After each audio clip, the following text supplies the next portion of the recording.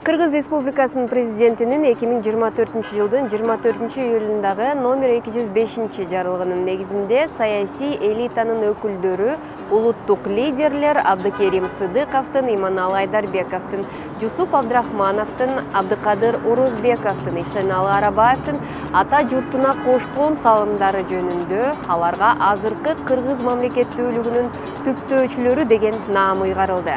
20-кылымда жаңы мамлекеттүүлүктүн башатында туруп, кыргыз эли өзүнүн тили, маданияты жана тарыхы менен башка элдер менен тең укуктуу өз мамлекетин түзүүгө толук укуктуу экенин Борбордук Азияда ынанымдуу жана ишенимдүү түрдө далилдешкен.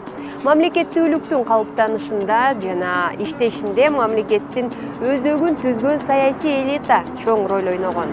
Тарыхтын ар бир этабында мамлекеттик түзүлүштүн негиздөөчүсү болуп калган элдин лидерлери болгон.